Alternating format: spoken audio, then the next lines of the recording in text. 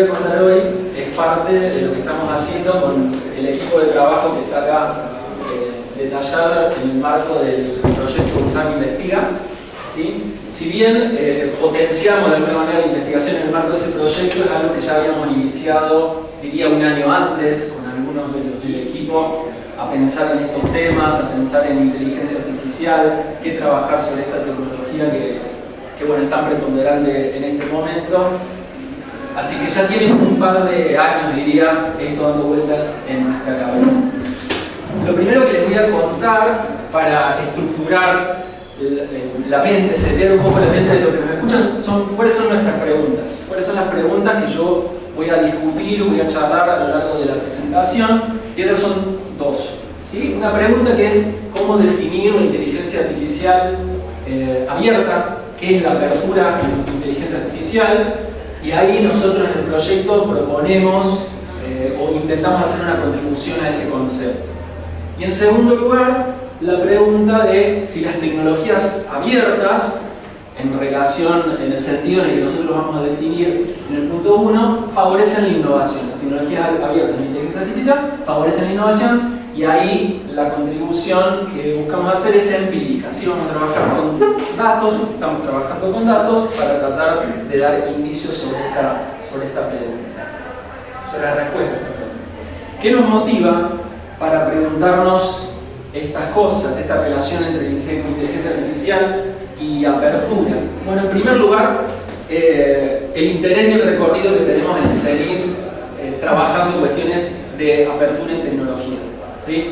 Muchos de los que están acá han trabajado en cuestiones de apertura, yo he trabajado en cuestiones de apertura, y entonces estamos intentando de alguna manera cruzar esa agenda histórica de CENIT con esta nueva tecnología que irrumpe en la actualidad. En segundo lugar, hay riesgos, distintos riesgos. Yo no voy a hablar de los riesgos, sé que es un tema que a muchos por ahí les interesa y les preocupa, pero yo no voy a hablar de los riesgos de la inteligencia artificial, simplemente lo planteo acá como una motivación. Muchos riesgos derivados por la alta concentración de la industria. Y entendemos que la apertura puede ser algo que contribuya o que alivie este fenómeno de la concentración en la industria de la inteligencia artificial. Relacionado con esto está la centralidad que tiene la inteligencia artificial en el debate regulatorio, que siempre parece quedarse atrás, porque la tecnología avanza muy rápidamente, la creación de nuevos modelos que se van superando continuamente avanza muy rápidamente y es muy difícil pensar en la regulación. Y en este marco hay una tendencia creciente, lo que se observa es que hay muchos modelos de inteligencia artificial abiertos. ¿Sí? Hay muchos nuevos modelos que se van agregando que tienen la característica de apertura que después vamos a conversar. Y por último, como motivación, está la idea de que nosotros en relación a Argentina como país en desarrollo, tenemos barreras de entrada más elevadas para competir en el mundo de la industria de la inteligencia artificial, y la apertura puede generar una oportunidad para aprovechar estas herramientas que tienen un montón de documentación y de evidencia que promueven la productividad, lo cual es un impulsor interesante para el desarrollo, ¿no? En nuestro contexto. Bien, un resumen muy estilizado de la idea de lo que son las tecnologías abiertas y de cómo este mundo.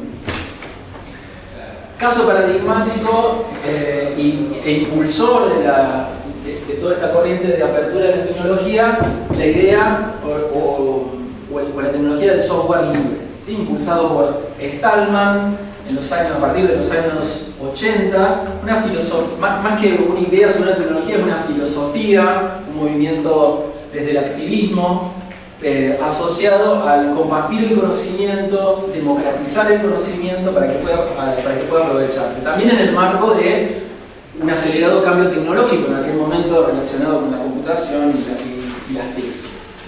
¿No? La idea de que todos aquellos desarrollos de código estén disponibles, queden disponibles para estudiarlos, transformarlos, mejorarlos y que todas esas mejoras también continúen quedando en la vida.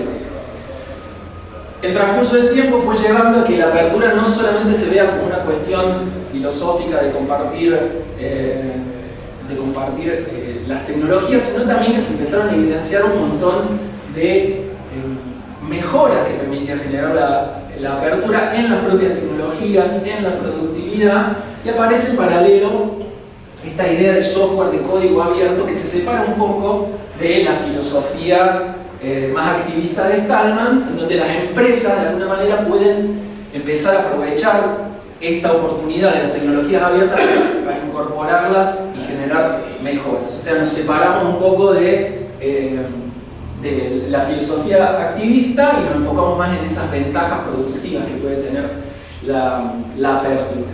Estoy hablando de las tecnologías en general en particular digo del software abierto, y algunos ejemplos paradigmáticos son Linux de IBM, Android de Google y PyTorch de Meta, ex Facebook, que es de alguna manera el software base para los desarrollos de inteligencia artificial que hace Meta.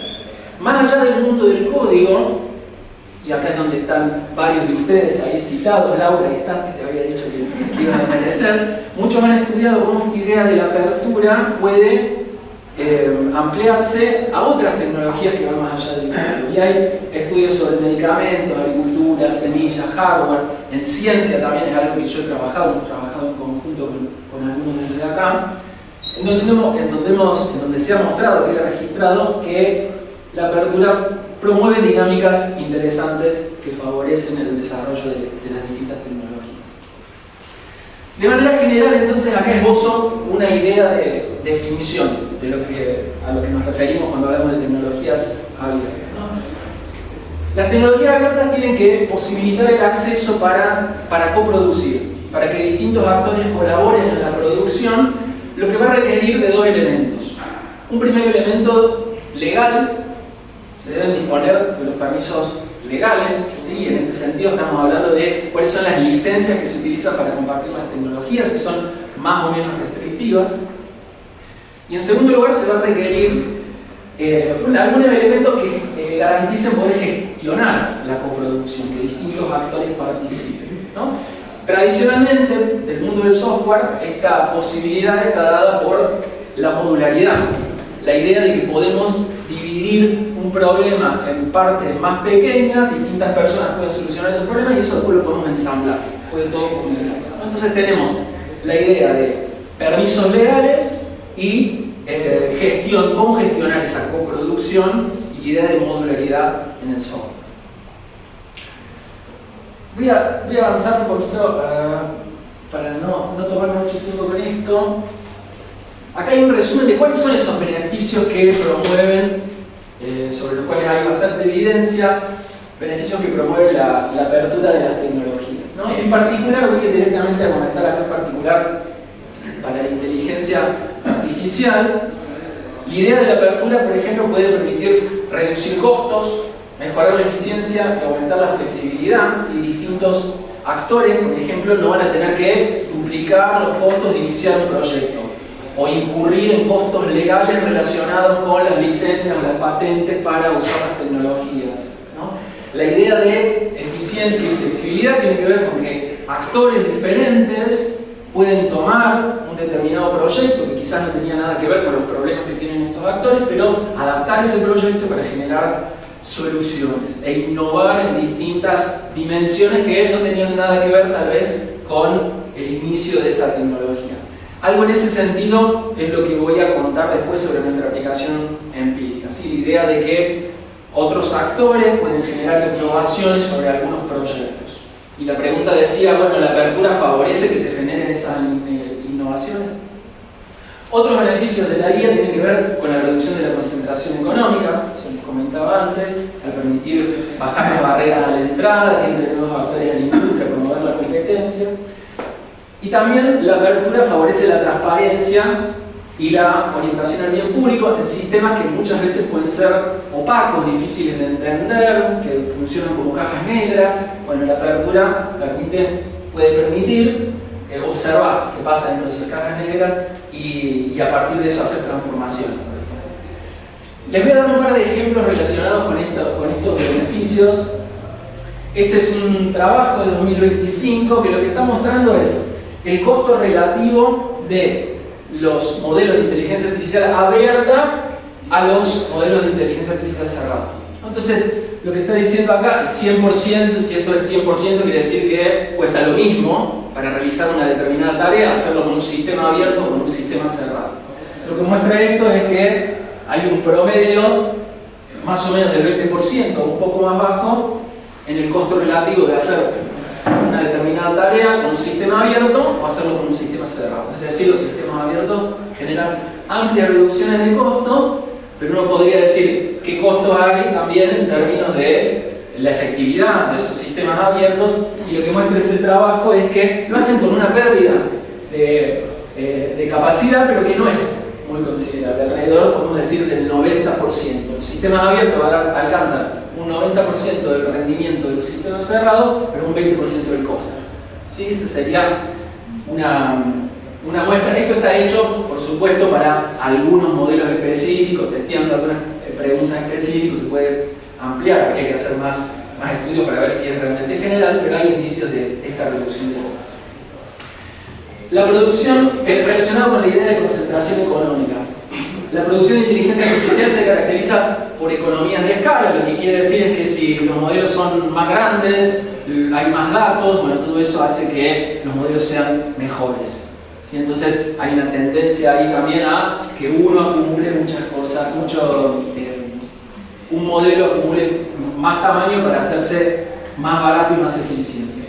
Además, los modelos tienen retroalimentaciones positivas, en el sentido de que si son más inteligentes esos modelos, van a generar también más inteligencia, ¿no? Hay un círculo de inteligencia entre comillas, eso es un concepto que se puede discutir, por supuesto, pero esos modelos más inteligentes siguen creciendo más aceleradamente en inteligencia, y también es una industria que tiene una concentración geográfica importante en términos de los insumos clave, ¿no? Insumos materiales, recursos humanos, todo esto lleva a un alto grado de concentración en la industria. Acá tengo un gráfico, hay un montón de gráficos de datos con los que se puede ilustrar esto. Yo elegí traer este que muestra el capital de riesgo que fluye hacia las startups de inteligencia artificial a 2024, junio del 2024. Y bueno, pueden ver simplemente los distintos colores que representan distintas regiones o países, ¿no? El verde es Estados Unidos, se lleva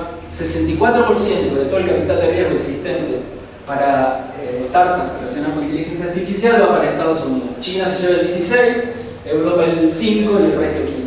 Altamente concentrado. Entonces, ¿qué es lo que puede generar la apertura? Bueno, bajar las barreras de entradas. ¿Sí? Aquellos que tienen, donde haya asimetrías de recursos, la inteligencia artificial abierta puede disminuir esas barreras, permitir el ingreso de actores, fomentar la competencia y atenuar o intentar reducir la concentración. ¿Sí? No quiero caer en algo idílico, por supuesto que esa concentración es muy difícil de revertir, pero sí aliviar lo que sea las barreras a la entrada para que se genere más competencia. En términos de transparencia y orientación al bien común, quizás ustedes conocen a esta investigadora que estuvo el año pasado en la escuela, Milagros Micheli se llama, ella es socióloga y trabaja en un instituto de investigación de Alemania, en donde investiga sobre temas de inteligencia artificial, pero lo que ella hace es trabajar sobre el trabajo, investigar sobre el trabajo que hay detrás de los modelos de inteligencia artificial, y ha hecho mucho trabajo de campo en África, por ejemplo, donde se ve que se terceriza muchísimo trabajo de baja calidad y mal pago. Y lo que la inteligencia artificial abierta puede hacer es transparentar este tipo de mecanismos también, ¿no? Ponerlo un poquito más sobre el tapete, y a partir de eso se podría también reaccionar. Cuando el sistema es cerrado es muy difícil enterarse de lo que está pasando realmente detrás de la creación de estos modelos. Bien, con estos beneficios o ventajas que puede tener la apertura, yo les decía que hay una relevancia creciente de modelos abiertos de inteligencia artificial. Esta es una estadística de este trabajo que muestra en el más clarito son los modelos cerrados, privativos. En este caso está hablando de modelos de weights o pesos cerrados. Después voy a profundizar un poco en esos detalles porque es una de las preguntas que vamos a trabajar. Pero está diciendo, hay una parte de estos sistemas de inteligencia artificial que están cerrados, son la barrita azul más clara que está arriba, mientras que los sistemas de pesos o weights abiertos es esta barrita azul, que representan aproximadamente el 50% de todos los modelos de inteligencia artificial que hay. Es decir, son relevantes, la apertura es relevante, ¿sí? Está pasando esto, no es algo que marginal o una idea que viene de nuestras mentes solamente. Pero bueno, yo les digo, estos son modelos abiertos, de pesos abiertos. ¿Cómo se conceptualiza la apertura para las tecnologías de inteligencia artificial? ¿Qué quiere decir que un modelo de inteligencia artificial sea abierto o no? ¿Sí? Eso voy a empezar a discutir ahora y que tiene que ver con la primera pregunta que les presentaba, ¿qué es la inteligencia artificial abierta? Y antes de pasar a eso, es necesario entender un poco qué es esto de un modelo de inteligencia artificial, al menos un esbozo, un esquema de lo que es un modelo de inteligencia artificial. Algunos autores hablan de que cuando pensamos en un modelo de inteligencia artificial, en realidad estamos hablando de un stack, esa es la palabra que usan en inglés. Nosotros traducimos como una pila, que no es otra cosa que un conjunto de elementos que forman un sistema, el sistema de un modelo de inteligencia artificial.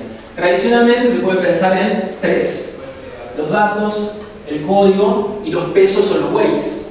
En el gráfico que yo les mostré recién, estaba pensando en este componente del stack de inteligencia artificial. Estamos hablando de pesos abiertos, ¿no? Pero hay otros componentes. Acá tienen una representación, y la cita ahí del trabajo, que muestra, inclusive dentro de los datos, del código y de los pesos, vamos a tener distintos tipos de datos, distintos tipos de código, distintos tipos de pesos o weights, ¿no? Entonces, lo primero que nos lleva a pensar esto es: la apertura no es algo binario. No podemos decir un modelo de inteligencia artificial es abierto o no es abierto, porque hay un montón de componentes involucrados. Cada uno de esos componentes puede liberarse o no de manera independiente, y cada uno de esos componentes puede tener también una naturaleza diferente. Pueden ser datos, pueden ser texto, pueden ser código, y pueden requerir distintos tipos de licencias también, para que se entienda lo que cada uno está o no liberando, cada uno de esos componentes. Voy a repasar muy brevemente también la literatura que hay sobre, pero no somos los primeros que estamos tratando de definir la apertura en inteligencia artificial. Sí creemos que estamos haciendo una propuesta superadora, pero no somos los primeros. ¿Qué han dicho en la literatura relacionada con esto? Bueno, el foco de muchos trabajos, muchos reportes suele estar puesto en algún componente, como que les mostraba recién. Entonces muestran modelos abiertos, son aquellos que tienen pesos abiertos. ¿Sí? Los pesos. Perdón, no sé si es necesario que ¿Puedes explicar qué es el peso? Bueno, dale, peso. Brevemente. Sí, muy brevemente, porque también a mí se me agotan ahí, ¿no? No soy experto en inteligencia artificial. Pero estos componentes, uno podría decir, los pesos son de alguna manera la construcción de conocimiento que hace el modelo a partir de los datos procesados por el código. ¿Qué son los pesos? Son un montón de numeritos. Un montón. Y cuando hablo de un montón son billones. Desde, por ejemplo, el AMA tiene modelos que van desde 7 billones de parámetros hasta 70 billones de parámetros. Un montón de numeritos que están diciendo, cuando, por ejemplo, voy a hacer una pregunta al Gemini, le están diciendo para dónde ir en la respuesta. Esos numeritos están diciendo, no, tenés que ir por acá, elegir qué palabra te va a responder. Esos 70 billones de parámetros están interactuando con tu consulta para dar una respuesta. Y surgieron a partir del aprendizaje que generó el sistema, utilizando el código, procesando los datos. ¿Sí? Sí. Bien. O sea, perdón, Sí. entonces el peso no es algo que viene de afuera, sino que se produce por la interacción entre datos y código. Correcto. Ok. Es el proceso, lo que se llama el proceso de entrenamiento. El sistema se entrena con los datos para obtener estos pesos que después van a servir para que funcione el sistema de inteligencia artificial. Vos en principio podrías agarrar solo los pesos y olvidarte los datos de código para desplegarlo en ningún lado. Para usarlo en un entorno particular, digamos, te traes los pesos y listo. Sí. Ahí es lo que vamos a discutir un poco, si eso es suficiente para decir que el sistema es realmente abierto o no. Bien. Entonces, la literatura se suele enfocar en algún componente, como por ejemplo los pesos, es la definición más tradicional, pero aparece la idea en el 2023 de esta autora del gradiente de apertura, que forma parte del título de nuestro trabajo, ¿no? Bueno, ya no es que el modelo es abierto o cerrado, no, porque hay distintos componentes y para que sea realmente abierto el modelo, todos sus componentes tienen que ser accesibles y descargables, dice Solema. ¿Sí? Aparece esta idea de no es algo dicotómico abierto y cerrado. Empiezan también a aparecer debates en relación a lo legal, lo que les decía antes, ¿no? Las licencias tradicionales de código, como puede ser Apache o MIT, que son licencias de código abiertas, ¿sí? Que tradicionalmente funcionaron en el mundo del open source. Bueno, no están contempladas, son de código, y el código es uno de los componentes que estamos hablando de la pila de IAM. Entonces esas licencias, la OSI, que es la Open Source Initiative, bueno, puede poner un foco ahí en este tipo de licencias, pero dice, no, esto no es suficiente porque no va a poder abarcar la variedad de componentes que tiene un sistema de IA. Y ahí aparece la Linux Foundation, que proponen, desde donde proponen este Model Openness Framework, en donde dice la apertura, no solamente, cuando pensamos en modelos abiertos, no solamente tiene que ver con la apertura, sino también con la completitud. Dice, vos tenés que tener todos los componentes con licencias adecuadas y permisivas. ¿Sí? Agrega la idea de que tiene que haber una licencia adecuada para cada componente que sea permisiva para poder hablar de apertura. Y esto genera también, o empieza a darse, la aparición de licencias que son específicas de ellos. Yo recién le hablaba ahí de Apache o MIT, o licencias como las CC BY, las de Creative Commons, que quizás les suenen, que se utilizan para el trabajo creativo. Bueno, no son licencias específicas de ellos. Entonces empiezan a aparecer también estas licencias que son específicas de IA, en donde cada creador muchas veces adapta y pone su creatividad en pensar en esta licencia de inteligencia artificial. ¿Qué pasa ahí? Bueno, suele haber mucha ambigüedad porque es algo que está naciendo, que está evolucionando, suelen ser poco sistemáticas porque cada uno que crea su modelo por ahí arma su propia licencia, entonces hay un poco de ruido y de confusión al respecto, pero sí está el foco en que las licencias tienen que ser específicas o que es necesario licencias que sean más específicas de la inteligencia artificial.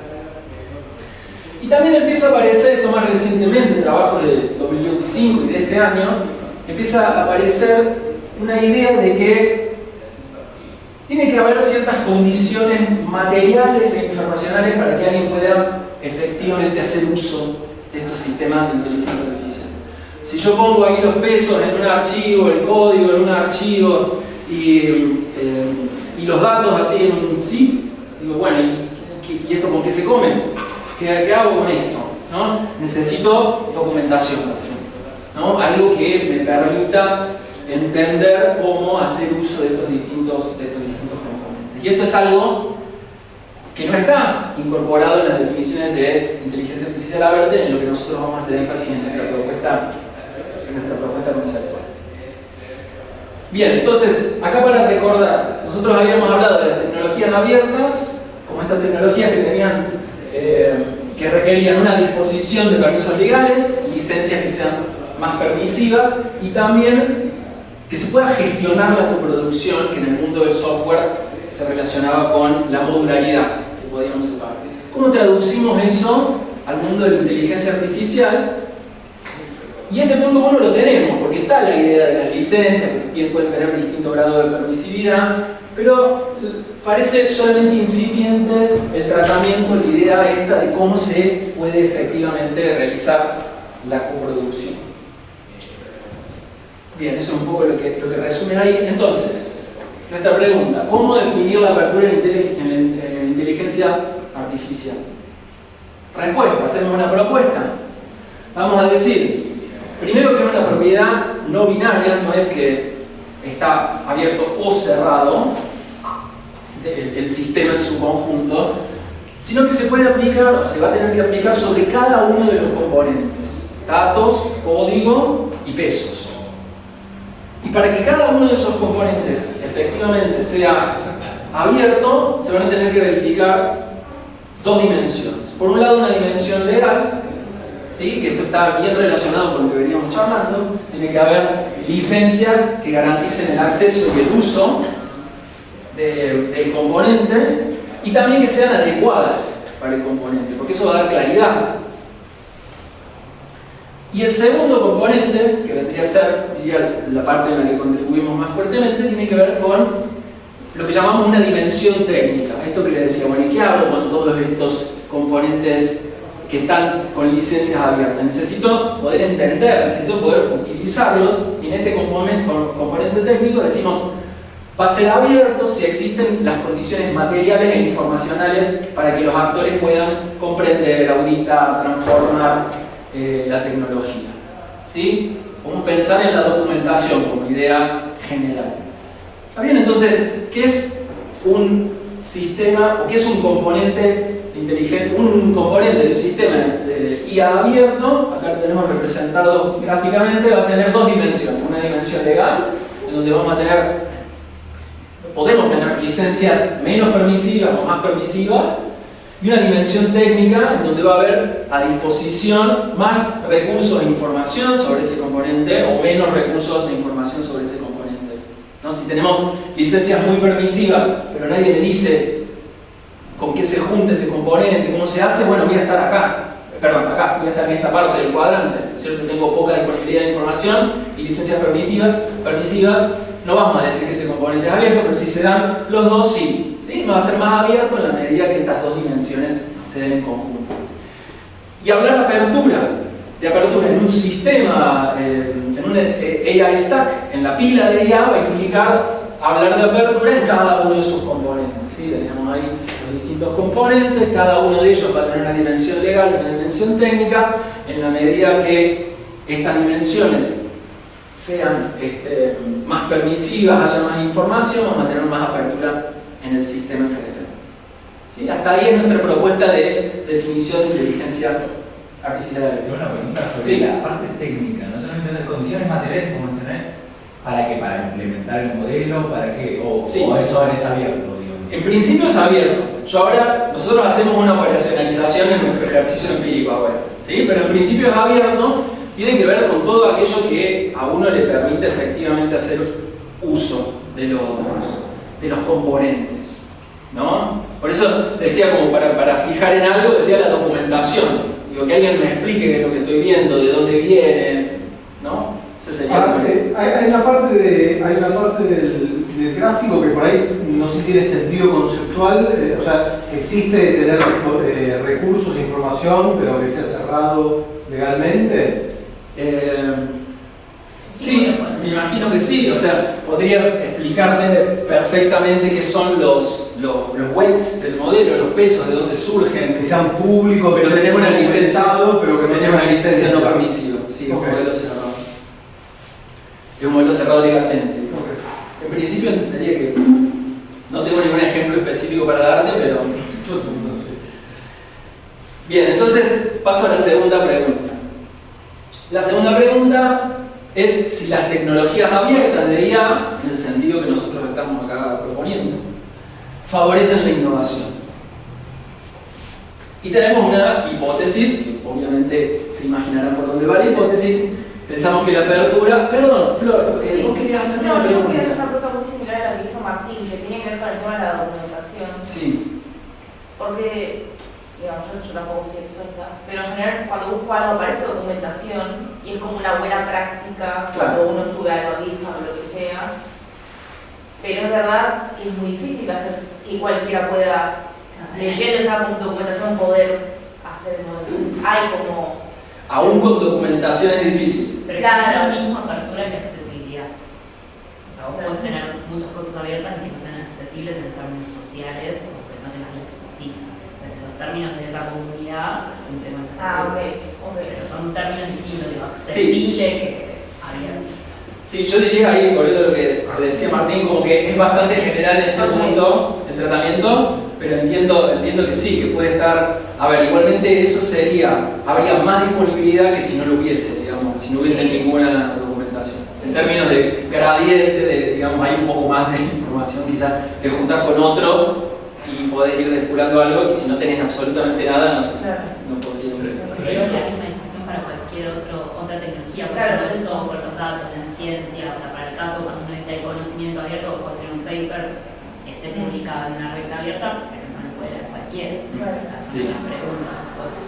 No, y la pregunta es justamente era por si había alguna especificidad, porque o están pensando en algo en particular, tipo, no sé, poder de cómputo, digo, algo que genere barreras de entrada, digo, porque si es solo la interpretación o la capacidad de hacerlo, bueno, no digo que no sea algo relevante, pero o sea, algo que sea un campo de conocimiento mega reconcentrado en donde hay 2 expertos en el mundo. No sé si se entiende el punto, como que qué tan operativa es en ese aspecto, o es operativa porque dice materiales, y ahí sí se vuelve Sí, a mí también me hace un poco ruido la palabra materiales, la podríamos discutir un poco más, pero sí, no, yo la voy a hacer operativa, te voy a contar cómo la hacemos operativa, que es una manera que es discutible y que tiene que ver también con la disponibilidad de información que tenemos, ¿no? Eso, la disponibilidad de información que uno tiene también te lleva a restricciones sobre cómo medir estas cosas, pero sí, digo, en este punto es como general. Lo que vos decís de acceso el acceso a los materiales para poder hacerlo, bueno, también eso es importante. Por ejemplo, por ahí lo cuento un poquito más adelante, pero digo, ¿puedo probar este modelo en algún lado antes de yo mandarme a hacer algo? Por ejemplo, eso sería interesante de ver. Y bueno, hay casos en que sí, yo en la plataforma que ahora les voy a contar, se puede hacer eso, ¿no? Entonces, la existencia de esa posibilidad de probar ese modelo, de ver cómo se comporta, tiene algo de esta dimensión de material. Bueno, en términos de la hipótesis, para sorpresa de nadie, nosotros pensamos que la apertura de inteligencia artificial baja las barreras a la entrada de la difusión, amplía las oportunidades de adaptación y de innovación. ¿Sí? Y tenemos una segunda hipótesis, que la muestro así en gris y la veo más bajito porque todavía es algo que no lo estamos trabajando.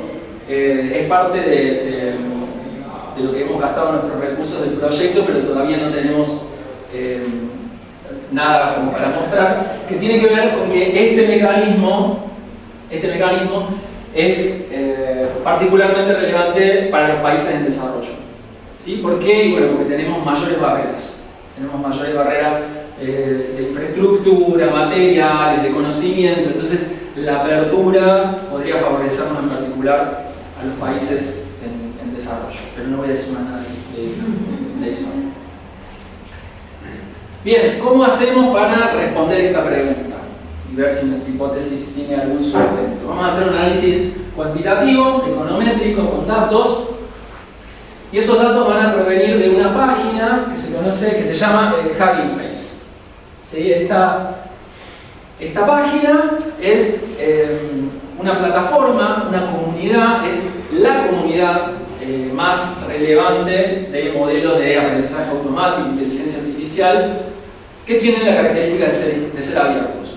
Ahí puse que hay más de 2 millones de modelos, que es con lo que nosotros estamos trabajando, pero en la actualidad, ya pasó, hay casi 3 millones. ¿Sí? Desde el momento en que nosotros fijamos la base y dijimos, bueno, vamos a trabajar con esto, se siguen agregando cosas y ahora hay casi 3 millones de datos, 3 millones de modelos de inteligencia artificial.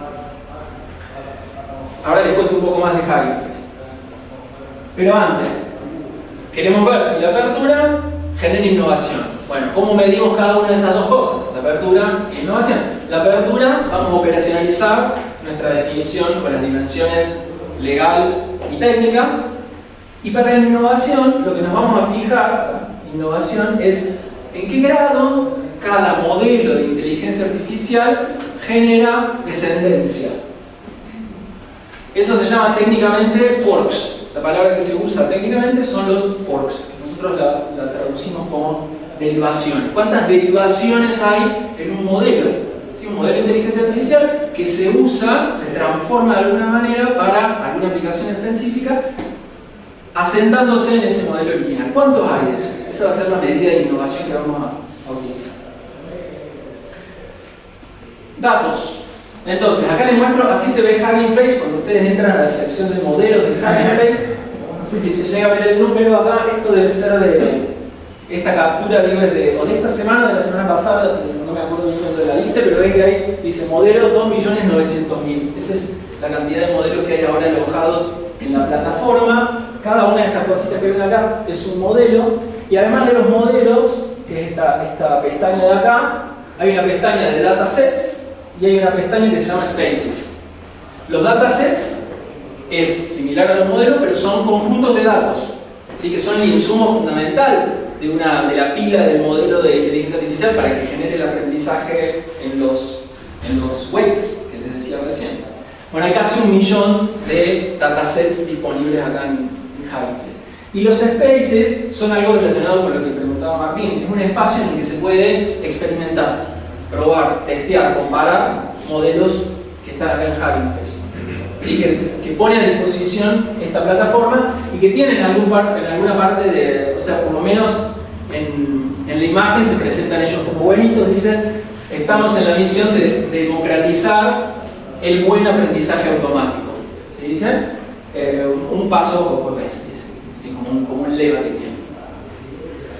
Entonces, acá les voy a contar que la información proviene de acá, pero a medida que fuimos avanzando, decimos, bueno, ¿cómo hacemos? Tenemos que chupar los datos de acá.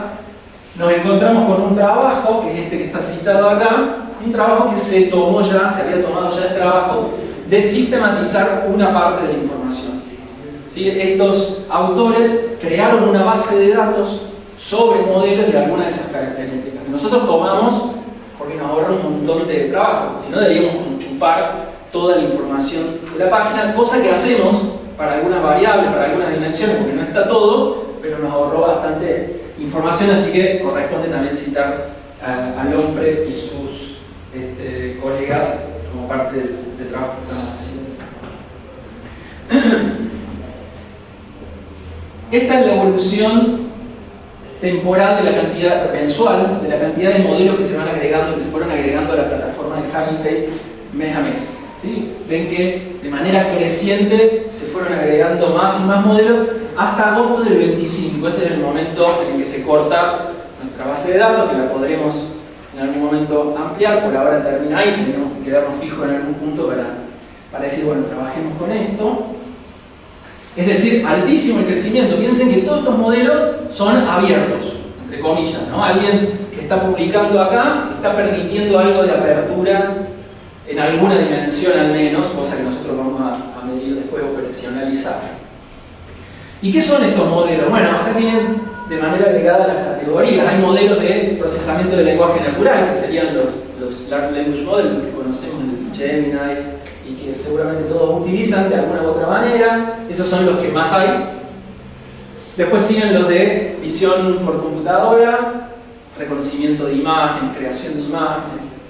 Aprendizaje por refuerzo, que son modelos de alguna manera más básicos, más fundacionales, que crean algoritmos para después ser utilizados, o bases para después crear otros modelos más técnicos, podríamos decir.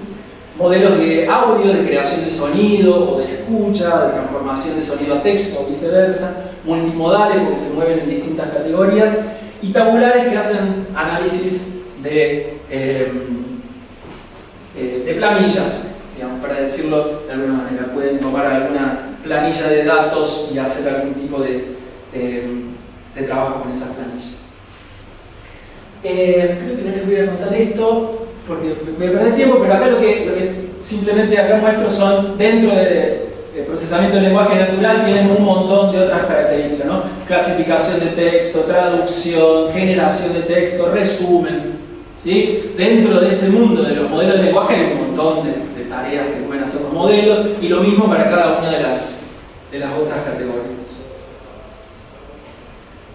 Bien, vamos ahora a la parte de las variables, ¿sí? Innovación y apertura. Les voy a contar esas dos variables, cómo las estamos midiendo y un poco de las características.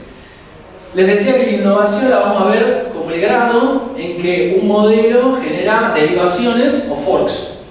¿Sí? Un modelo puede ser base para que se generen otros modelos. Vamos a medir eso. Les voy a dar algunos ejemplos para que no sea una cosa que quede así como muy en el aire. Este, por ejemplo, este modelo se llama BERT, Base, Arabic, etc. Ese es el nombre del modelo en particular. Es un modelo de lenguaje que está entrenado en textos árabes de diferentes tamaños y variantes. ¿Sí? Es un modelo de lenguaje entrenado en textos árabes. Y Hugging Face también me muestra esto relacionado con el modelo, que es el árbol del modelo. Que dice de dónde viene el modelo y a dónde se va ese modelo. Hay cosas que se derivan de ese modelo o ese modelo viene de otro lado. Lo puedo ver ahí. Entonces me dice que este modelo, Base Arabic, tiene otros 8 modelos que son fine-tunes. Fine-tune es la transformación específica que tiene este modelo. Después les voy a contar un poquitito qué son estas transformaciones. Les muestro uno, por ejemplo. Uno de esos fine-tunes es este otro modelo que se llama Saebuk CFR, que fue creado por un profesor universitario que lo que hace con este modelo de texto en árabe es fine-tunearlo, sería el castellanizando la idea, para que le sirva para calificar ensayos en árabe de acuerdo al marco común europeo de referencia para lenguas. ¿Sí? O sea, hace un fine-tune de ese modelo general en árabe a otro que específicamente le ayuda a calificar ensayos escritos en árabe siguiendo este marco de referencia del lenguaje. Otro ejemplo, un modelo de creación de videos, de texto a video. Si se quiere un video de un conejito corriendo en la pradera, entonces aparece el video. Eso hace este modelo que se llama WAN 2.1, FAN 1.3. Ahí les que hablé de los millones de parámetros. Muchas veces en los modelos, en los nombres de los modelos, están diciendo esa característica, el tamaño. Ese 1.3b está diciendo que tiene 1.3 billones de parámetros el modelo. Pero bueno, al margen. Este modelo está creado por la empresa Alibaba Cloud, que es una empresa china, una de las más importantes en el desarrollo de inteligencia artificial. Y tiene, cuando veo el árbol de modelo, me dice que hay un fine-tune, o sea, hay un modelo derivado de este, que es este, que se llama Roselle o Rose, que está realizado por una firma de Indonesia, que se llama Byte AI, que brinda servicios a empresas para implementar soluciones de inteligencia artificial. Y este modelo que deriva es un modelo de video a video, o sea, chupa un video y sale otro video, pero lo que hace es remover cosas como sombras o reflejos, y hacer algunas correcciones sobre los videos. Entrenado sobre este que está creado acá. ¿Sí? Ahí también es interesante, esto es un modelo chino y acá hay alguien de Indonesia, una empresa de Indonesia que está derivando este fork. Otro ejemplo, un modelo de lenguaje, esta es de la empresa francesa Mistral, quizá les suena porque es la empresa europea más grande de inteligencia artificial.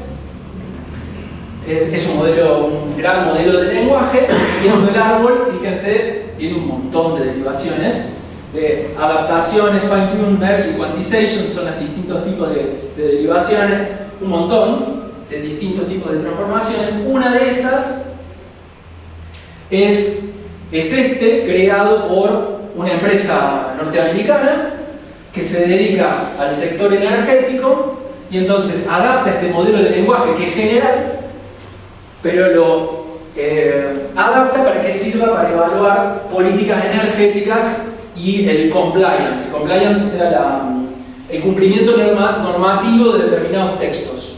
Bueno, ¿sí? O sea, partiendo de este modelo general, lo especificamos en uno para el sector energético. Último ejemplo, ya que fueron demasiado quizás, pero cada uno me parece que tiene algo interesante ilustrativo.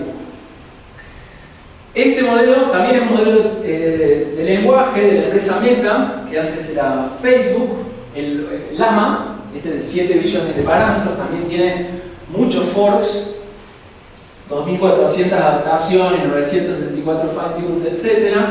Y uno de esos es este que se llama Llama 2 Agriculture LoRa, que está creado por un usuario que no pude rastrear quién es, no sé quién es, pero lo que hizo fue adaptar este modelo de lenguaje para optimizarlo para consultas relacionadas con la agricultura, ¿sí? Para prácticas agrícolas, manejo de cultivo, fertilidad del suelo, etc. ¿Sí? Especificado para agricultura. Bien. Entonces, ¿Habrá muchos de estas derivaciones? ¿Serán muchos modelos que están generando derivaciones y forks? La respuesta es que no. Acá está la distribución de la cantidad de forks, de la cantidad de modelos según la cantidad de forks que tiene cada uno, de derivaciones que tiene cada uno. Esto me está diciendo que acá es 0, el 97,3% de nuestra base de modelos no tiene ningún fork. No hay ninguna derivación de esos modelos. ¿Sí? Que son, no sé si les dije el número, son 2.020.000 y pico modelos. Estaba ahí en el... Entonces el 97,3% no tiene ninguna derivación. El 2,5% tiene entre 1 y 8 derivaciones. Y de 9 para arriba, solamente el 0,25% de los modelos. O sea, hay muy poquititos modelos con muchas derivaciones. Hay un poco más de modelos con algunas derivaciones, pero la gran mayoría de modelos no tienen ninguna derivación. Y esta es la distribución, acá haciendo un zoom en esta parte de 1 a 8, es la distribución en 1 a 8, lo que también muestra que la gran mayoría de los modelos que tienen derivaciones entre 1 y 8 tienen una sola derivación. ¿Sí? O sea, está concentrado en pocas derivaciones. El número 8 no es arbitrario, sino que, de acuerdo a la distribución que tiene la variable del número de forks, a partir de 9 uno puede considerar que son outliers, que son casos particulares, que son casos que se escapan, que son excepcionales. La mayoría de los análisis que yo les voy a mostrar después vamos a eliminar los casos de 9 para arriba. Quizás uno debería poner una lupa ahí en cada uno de esos casos particulares, pero se escapan estadísticamente, son como muy grandes. Entonces, hasta 8 forks va a ser la base. Son pocos los casos relativamente que se escapan, ese 0,25%, así que los vamos a sacar en muchos de los análisis que hacemos. ¿Cómo estoy con el tiempo? Más o menos. Empezamos un poquito más tarde, ¿no? Sí, pero 10. Empezamos y 10. Entonces voy a pasar un poco porque me falta, ¿no? Me falta bastante. Esto simplemente para ilustrar tipos de derivaciones, que les decía, hay distintos tipos de manera en que un modelo puede surgir otro. A partir de un modelo puede surgir otro. Las más importantes son lo que se llaman adapters o fine-tunes, que son los ejemplos que yo les mostré ahí. Un adapter es como que al modelo de base, al modelo original, se le agrega una capa que permite especificarlo para alguna tarea particular. Pero el adapter no reentrena todo el modelo, todos los parámetros, sino que agrega una capa por arriba, como que le agregásemos anteojos al modelo que ya estaba hecho para ver otra cosa. ¿Sí? En cambio, el fine-tune lo que hace es reentrenar todo el modelo por completo, modificando los pesos y los weights de todo el modelo. Los quantize lo que hacen es comprimir los modelos para que sean un poco más chicos. Por ejemplo, si los pesos no se tienen muchos decimales, decidimos truncar el número, sacarle algunos valores para que todo eso pese menos y que pueda ser aplicable en algunos sistemas más pequeños. Los merge son fusión, combinación de dos o más modelos. Y después tenemos los modelos base, que son modelos que son entrenados de cero, que no surgen de otro. ¿Sí? Esas son las distintos tipos de transformaciones que pueden tener los modelos. Bien, entonces, ¿cómo vamos nosotros a operacionalizar nuestras dimensiones de apertura? Habíamos dado estas dos dimensiones, ¿se acuerdan? La dimensión legal de las licencias que sean adecuadas y abiertas, y la dimensión técnica que tenía que ver con las condiciones materiales e informacionales para que efectivamente puedan utilizarse los distintos componentes. Lo primero que tenemos que ver para poder operacionalizar esto, para usando los datos que tenemos en Hugging Face, medir de alguna manera estas cosas, es pensar en los componentes del AI stack, de la pila de AI. ¿Sí? Nosotros tenemos, que habíamos dicho, datos, código y pesos, ¿no? Bueno, ahí nos enfrentamos con un primer problema, y es que es difícil, todavía no encontramos la vuelta de cómo separar algunos de esos componentes. Lo que hacemos nosotros es pensar en dos, ¿sí? En lo que llamamos modelo, que va a juntar lo que es código y weights. ¿Sí? Eso no es fácil de desentrañar en la manera en que se presenta la información en Hugging Face, entonces lo vamos a mantener ahí en conjunto, pero sí podemos ver por separado lo que pasa con los datos.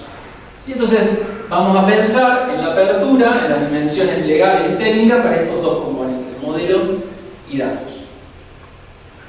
Y acá vamos a ver qué es lo que vamos a medir sobre cada una de estas cosas. En la dimensión legal, lo que vamos a ver para el modelo son las licencias que se declaran en cada uno de los modelos. Y vamos a hacer una medición del grado de permisividad de la licencia. Ya les voy a contar qué hacemos para ver eso. Vamos a decir si las licencias son más o menos permisivas. Y además vamos a ver si las licencias son adecuadas. Es decir, si son específicas o no para los modelos de inteligencia artificial. Y en el caso de los datos, lo que nos vamos a fijar es si esos datos están disponibles en Hugging Face. Los datos que el modelo declara que usa, nos vamos a fijar si están disponibles para que uno los pueda descargar, mirarlos y utilizarlos. Y cada uno de los modelos puede hacer uso de muchos datos, de muchas bases de datos. Entonces, no se puede mencionar 10 bases de datos distintas y quizás en Hugging Face hay 3 o 5 disponibles. Entonces vamos a ver qué proporción de esas bases de datos están efectivamente disponibles en Hugging Face. ¿Sí? Esto sería, lo pensamos como una dimensión legal, porque al estar en Hugging Face quiere decir que esos datos se pueden descargar y se pueden utilizar. ¿Sí? Es como una disponibilidad legal revelada, están ahí, lo podemos utilizar. Y para la dimensión técnica, en el caso del modelo, lo que vamos a ver es esto, relacionado con lo que decía Guille un poco, pero no vamos a entrar en ese tipo de detalles, pero primero decimos, bueno, ¿hay referencia a algún paper técnico que me esté contando cuáles son las bases teóricas, fundacionales de este modelo? ¿Hay algún paper? ¿Mencionan algún paper? Y en segundo lugar, cada uno de los modelos, cuando vuelvo a seguir acá, por ejemplo, este modelo de Llama tiene acá lo que se llama una model card, en donde me cuentan cosas sobre el modelo, me están explicando de qué va el modelo, cómo se creó, cómo se usa, la performance que tuvo en distintas pruebas, si fue reentrenado o no, me da una descripción, explicación alrededor del modelo. Entonces, vamos a utilizar esa información como una idea de esta dimensión técnica. Me están explicando cosas del modelo. ¿Y qué vamos a hacer? Vamos a contar cuál es el modelo que hay ahí. ¿Sí? No sé si está bueno o no, si es bueno o no la información que hay ahí, no lo podemos ver por ahora eso, no hicimos nada para verlo, simplemente vamos a decir, me están explicando más cosas, me están explicando menos cosas. Si no hay ninguna información, si hay cero texto, bueno, no me están explicando nada. Si hay más texto, en principio podemos pensar que me están explicando un poco más, me están dando más detalles. Y para los datos, algo similar para lo que se llama la dataset card. O sea, los datos publicados en Hugging Face también tienen una dataset card, en donde hay un espacio para que el que lo publicó me explique cosas. Y vamos a ver qué extensión tiene esa dataset card como parte de la dimensión técnica de los datos. Me falta un poco. ¿Estamos bien? ¿Me van 10 minutos más? Sí. Somos poquitos. Porque les quiero contar esto de las licencias. Si no me creen, paso. No te creemos. Si no lo mostrás, no te creemos. Algunos me creen y otros no. No sé qué hacer. No, les quería contar esto de las licencias, porque yo digo, armamos un gradiente de la permisividad de las licencias. Voy a pasar directamente a eso, en donde recurrimos. Hay un desafío ahí. La licencia es un texto jurídico que a mí me cuesta leer, o sea, porque escrito de una manera que uno nunca sabe si está realmente leyendo lo que está diciendo o no. Bueno, entonces, ¿qué hacemos ahí? Nosotros, economistas, tratando de descifrar eso, y bueno, recurrimos a la ayuda de otro proyecto que se llama Choose a License, que es un directorio de licencias de código abierto que simplifica la manera en que simplifica la información relacionada con distintas licencias, en permisos, condiciones y limitaciones. ¿Sí? Dice, estructura eso en una serie de permisos, una serie de condiciones y una serie de limitaciones, me dice esta licencia tiene esto, no tiene esto, etc. ¿no? Entonces armamos un índice con eso, eligiendo alguna de estas dimensiones. Nuestro índice de apertura dice, le vamos a dar un punto a la licencia si permite el uso para fines comerciales, ¿sí? Si es permisiva en términos comerciales. Le vamos a dar otro punto si concede los derechos de patentes de los contribuyentes al modelo. Eso quiere decir que cuando yo use ese modelo puedo estar tranquilo de que tengo autorización de todas las patentes que fueron involucradas en la construcción de ese modelo. Entonces decimos, bien, sumo un punto. Le voy a restar un punto cuando contiene la cláusula viral copyleft, que es una condición, me está restringiendo a que solo lo puedo usar si pongo la misma licencia. ¿Sí? Esa es la cláusula viral y copyleft. Y le voy a restar un punto si establece que no otorga los derechos de patentes de todos los desarrollos que están involucrados en ese modelo. ¿Sí? Entonces, fíjense que puedo sumar 2 o restar 2. Entonces, como máximo esto va a ser 2, como mínimo va a ser menos 2. Ese va a ser el rango de variación de nuestro índice. Choose a License no tenía la información para todas las licencias que nosotros clasificamos, tenía información solamente para 11 de esas licencias, y nosotros terminamos clasificando 44, esto es lo que pasó un poco por encima de arriba. ¿Qué es lo que hicimos? Recurrimos a inteligencia artificial a que nos ayude a hacer esto, ¿sí?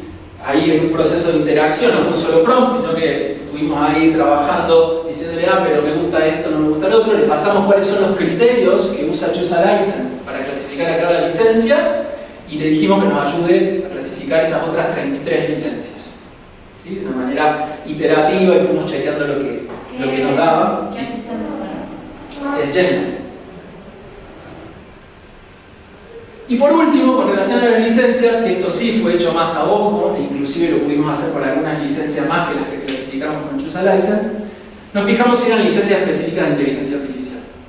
¿Sí? Eso sí, rápidamente uno podía determinar si las licencias referían, por ejemplo, al código, al modelo, a los datos, lo que hace lo que da información de que son licencias específicamente creadas para inteligencia artificial. Bien.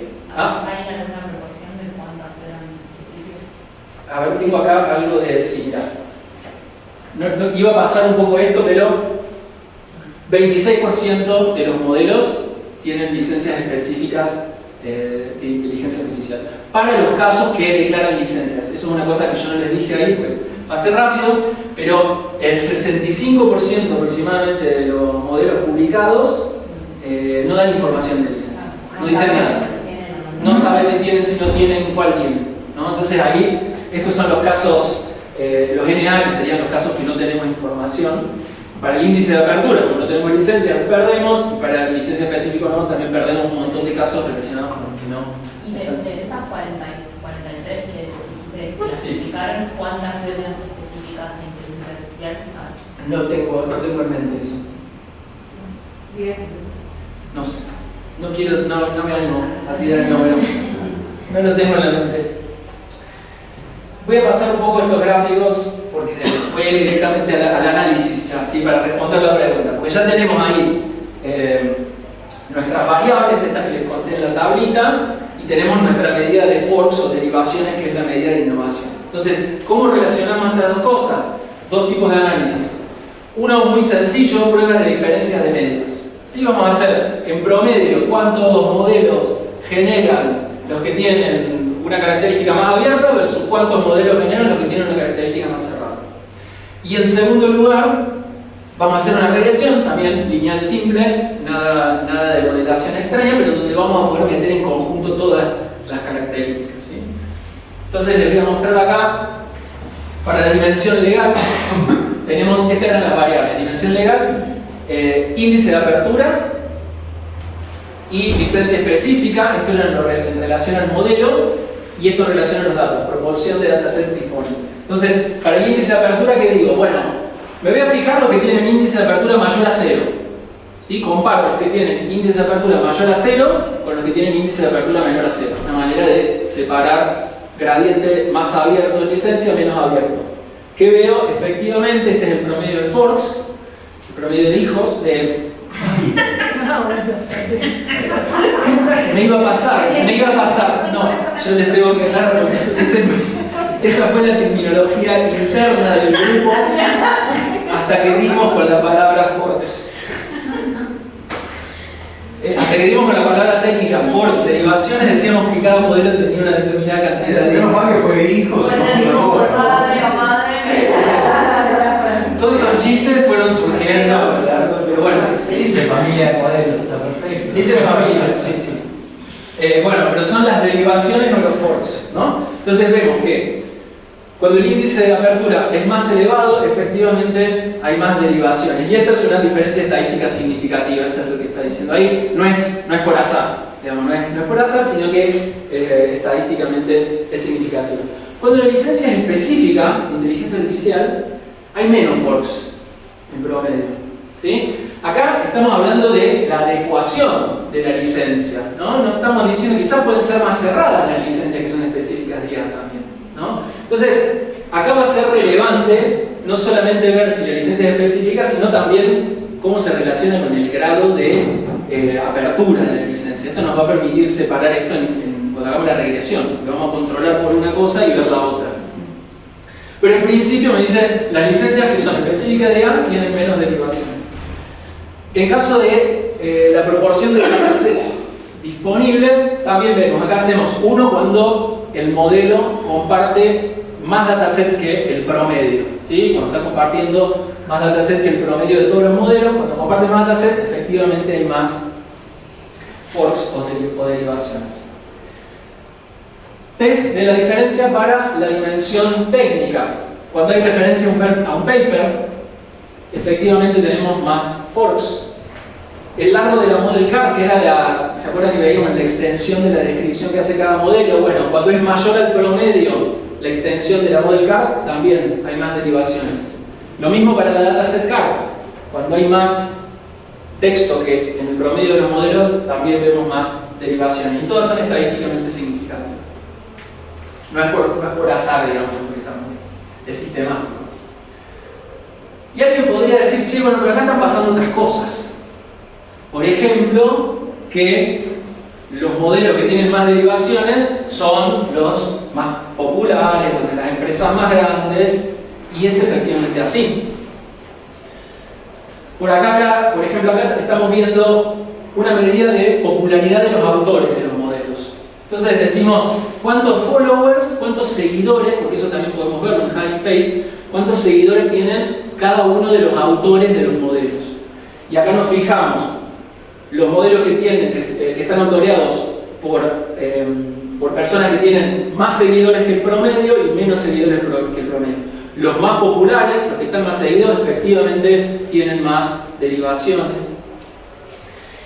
Y puede pasar que no sea popular el autor, pero sí popular el modelo. Si un autor puede tener muchos modelos, quizás ese autor no es nuevo, pero hay algún modelo que sí sea popular por alguna razón. Entonces decimos, bueno, nos fijemos alguna medida de popularidad del modelo, y en este caso lo que vemos son cuántas veces se descargó el modelo, si la gente lo está efectivamente descargando. Y de nuevo, mayor el promedio, menor el promedio, y vemos que los que están con promedio por encima de las descargas tienen efectivamente más derivaciones o forks. Esto lo que me está diciendo es que hay otras cosas que me explican la cantidad de derivaciones de los modelos y por lo tanto yo debería poder controlar, debería poder aislar con estos factores, y lo que yo quiero ver son las características de apertura, ¿no? Bueno, eso es lo que me permite hacer el análisis de regresión, ¿sí? En principio es muy simple, que ahora les cuento esto y ya termino. Lo que planteamos es una regresión lineal simple, en donde explicamos el número de derivaciones con las dimensiones, las variables de la dimensión legal de apertura, las variables de la dimensión, dimensión legal de apertura y dimensión técnica de apertura, y controles. ¿Sí? Y en los controles que vamos a poner. O sea, estamos diciendo, las derivaciones dependen de las cosas relacionadas con la apertura, pero también dependen de otras cosas que tenemos que aislar, porque si no, se van a mezclar con los efectos de estas variables. Y acá en controles vamos a poner, no voy a leer esto, simplemente acá en los controles, porque las variables son las que estuvimos viendo recién. Followers, cantidad de seguidores de los autores, descargas, cuántas veces se descarga el modelo, y también vamos a controlar por el tiempo. ¿Sí? Nosotros, yo les decía que estábamos viendo desde 2022 hasta 2025, y cuando veían, cuando puse el gráfico ahí de la evolución en el tiempo, bueno, hay picos, hay momentos que pueden estar como sesgando algunos resultados que pueden tener que ver con algún fenómeno particular de la industria en ese momento. Entonces es importante también aislar si está pasando algo raro en ese momento o si tiene que ver efectivamente con la reproducción de los modelos para volver a la palabra. Vamos. Eso no es lo mismo, no sería lo mismo que la antigüedad del modelo. No. Del modelo. No, porque es un efecto fijo de mes y año Ocasional. para todos. Sí, como se funcionaría como. Sí. O sea, no se controló, por ejemplo, si los modelos que tienen más pop son aquellos que son más antiguos, que están disponibles hace más tiempo. Bueno, más o menos, porque sí, vos tenés ahí, a ver, no es específico del modelo, pero sí es una variable que dice todo lo que pasó en los modelos creados en 2022. Si hay algo raro con esos modelos en particular distinto a los del resto, va a estar controlado ahí. O sea, hay algo de eso, no es específico del modelo, sino que es del mes en que esos modelos fueron cargados. Hay un control de eso. O sea, vos tenés la fecha en la que el modelo apareció. Sí. Y nosotros la transformamos en mes-año para hacer dummies de tiempo. Bueno, les muestro los resultados y ya está. Y lo hicimos por un lado, por separado y después junté todo. La dimensión legal que teníamos la variable de índice de apertura, este es INDAP, es el índice de apertura, licencia específica de IA y proporción de dataset disponible. Fuimos agregando de una variable, que es una práctica que se suele hacer para ver si cada variable te va moviendo lo demás. No, es bastante robusto, digamos, a medida que agregamos variables, así que vamos a ver la última columna y lo que vemos son todos coeficientes positivos y significativos con las estrellitas, ¿no? Me está diciendo de nuevo que no es azar ese coeficiente positivo, y al ser positivo para índice de apertura, licencia específica y proporción de dataset, me está diciendo que se relacionan de manera directa con la cantidad de derivaciones que tienen cada uno de los modelos. Y de manera interesante, fíjense que tenemos un valor positivo para la licencia específica de IA. Habíamos visto un valor negativo cuando hacíamos la diferencia de media. Yo ahí les decía, bueno, acá se están combinando no solamente la especificidad de la licencia, sino también distintos grados de apertura, al ver el promedio sin controlar por otro. En la regresión esto me permite decir, bueno, para un mismo valor, la cláusula ceteris paribus, para todo lo demás constante, ¿qué pasa con esto? Entonces, para un mismo valor de apertura de los distintos modelos, si la licencia es específica, hay más derivaciones. ¿Sí? Esa sería como la interpretación. Necesito controlar por otras cosas, no verlo de manera como un promedio global, porque se están mezclando muchos efectos. En la dimensión técnica, las variables son si hay paper, el largo de la model car y el largo de la dataset car, valores positivos y significativos también. ¿Sí? Encontramos de nuevo que se relacionan de manera directa las distintas variables de la dimensión de apertura con la cantidad de derivaciones o forks de los modelos. Y todo esto, no lo dije recién, pero todo esto es controlando con estas otras variables, ¿no? O sea, acá están los followers, acá están las cantidades de descarga del modelo y acá están también los controles por mes y año. Es decir, estos efectos no están derivados por la popularidad de los autores, por la popularidad del modelo o por elementos particulares del tiempo en el que se crea. Bueno, creo que voy a dejar acá. O sea, faltaban un par de cositas que la voy a dejar ahí porque por ahí requiere alguna discusión. 3 líneas de conclusión. La apertura de inteligencia artificial es compleja. Necesitamos un indicador multidimensional para capturarlo, y ahí proponemos nuestra definición. Observamos en los resultados indicios, evidencia de que la apertura legal y técnica importan para el forking de los modelos. ¿Sí? Tanto las dimensiones legales como técnicas son relevantes. Y como para otras tecnologías, algunas de esas trabajos que hemos citado acá, hay evidencia de que la apertura efectivamente promueve la innovación. Tenemos evidencia en ese sentido. Bueno, cierro acá y dejo para cerrar.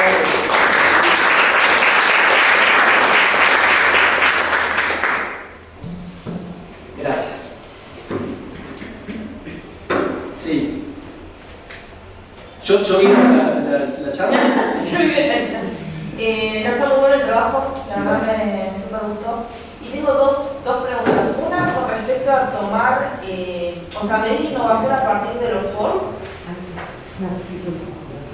Vos, o sea, ¿cómo sabés que esos forks no lo hace la misma persona que hizo el modelo? ¿O cómo sabés que esa innovación no es... O sea, vos decís que siempre que un modelo viene de otro es una innovación y por ahí ese modelo es más sencillo que el anterior y toma una partecita. Y no es algo nuevo. Vinculado con eso, si tenés forma de ponderar los forks, es decir, qué tan chiquito, qué tan grande, qué tan, de alguna manera, para ahí es una apóstrofe un fork respecto al otro. O... Bien. Acá también hablo para el resto del equipo, Martín, Vale, Julián, si quieren comentar. Con relación a lo que vos me decís, está buenísima la pregunta, porque efectivamente muchas de las derivaciones son creadas por los mismos autores. O sea, un autor de un modelo también hace las derivaciones. Son dos personas trabajando. Que son organizaciones a veces, ¿no? Por ejemplo, Meta, que tiene un montón de derivaciones, muchas son creadas también por Meta. Nosotros sí hicimos algo de a lo que llamamos hijos no propios. ¿No? Pero no lo puedes. Lo vimos a eso. A ver, así como un comentario muy al pasar, porque tenemos que trabajarlo todavía. Muchas de las cosas se mantienen. ¿Sí? Tenemos que trabajarlo y es algo que sí lo tuvimos en cuenta, pero es muy interesante ver eso porque efectivamente muchos de las derivaciones provienen de los mismos autores. Entonces ahí la apertura, perdón, sí. Si viene del mismo autor, la apertura no influye porque el autor ya tiene todo el conocimiento sí. propio. No sería, está mezclando un poco ahí las cosas. Nosotros al ver estos forks de otros autores, en realidad era una de los trabajos, acá había puesto trabajo a futuro. Entender en qué medida los que innovan, los que crean forks, son usuarios diferentes a los creadores del modelo original. Esto mostraría más claramente la caída de la barrera de entrada, ¿no? Te está mostrando. Yo te digo, créeme, en la próxima les presentamos el resultado, pero estamos viendo que también funciona en ese sentido. Acá estamos viendo el total de bifurcaciones. Para que voy a ir con lo último de ellos que me decían en términos de innovación. A mí no me preocupa tanto la idea de si el modelo es más grande o mucho más sofisticado, porque al contrario, muchas de las innovaciones son achicar los modelos, ¿no? Para que, por ejemplo, puedan ser empleados en sistemas menos potentes. Toda la rama de los modelos quantized, ese tipo de bifurcación, es precisamente renunciar a una parte de la precisión pequeña para que vos lo puedas correr en tu computadora, por ejemplo. Por eso no va a ser Y lo último, vos, Martín, habías hablado del tamaño. O de ponderar de alguna manera, si la innovación es más o menos. Trabajamos en recuperar, esa fue una variable que llevó bastante trabajo y después vimos que no nos servía mucho, en tratando de entender esto del tamaño del modelo, ¿no? Viste que yo les decía, pueden tener distinta cantidad de parámetros, ponderadores o de pesos. No es tan sencillo como parece, porque no siempre es tan transparente de cada Tampoco parece sencillo. No, para nada. Pero bueno, recuperamos una variable para controlar y decir, che, esto también puede depender del tamaño del modelo.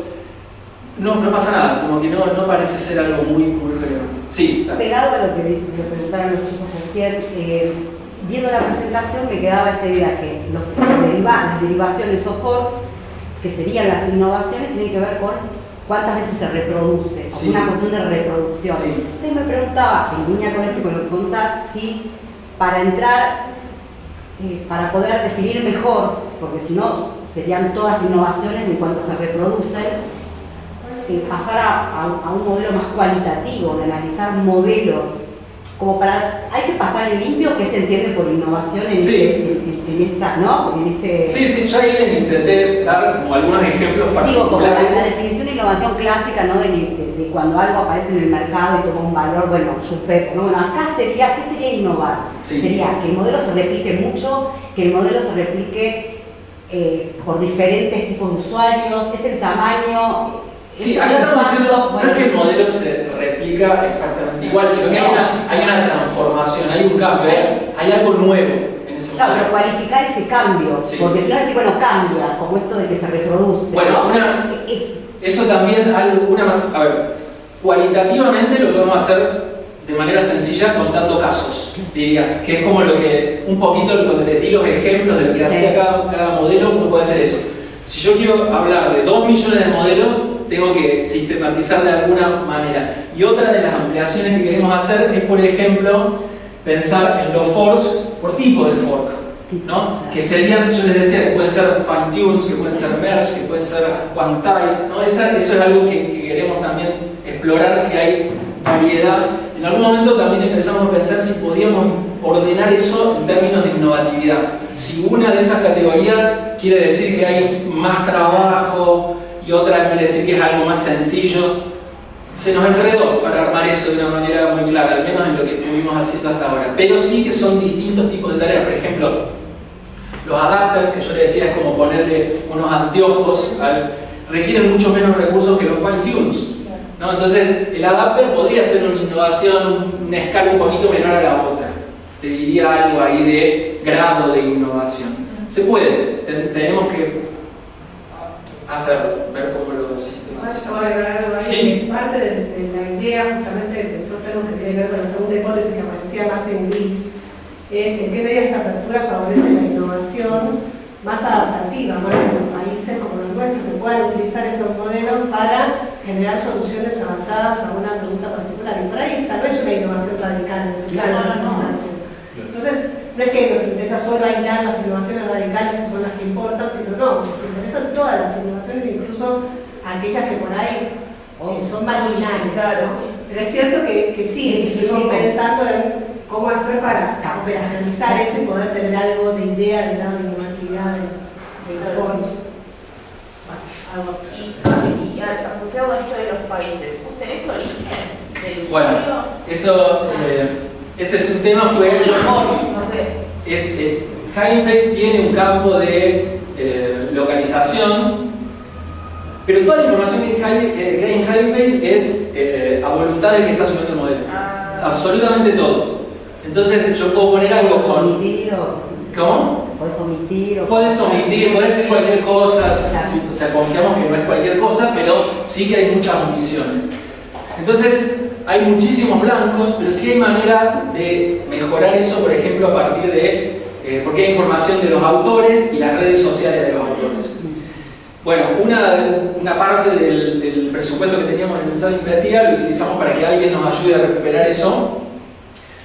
Llevó más tiempo de lo que nosotros en un inicio planeábamos, recuperamos menos de lo que nosotros pensábamos que íbamos a recuperar, pero hay algo que tenemos ahí que vamos a utilizar. Y ahí sí se buscó, por ejemplo, si el autor ponía, no sé, su Twitter, su página de GitHub, y si en esas páginas había referencia a algún país o a alguna región.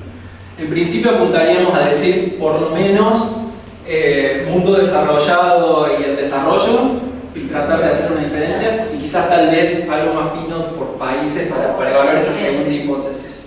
Pero es...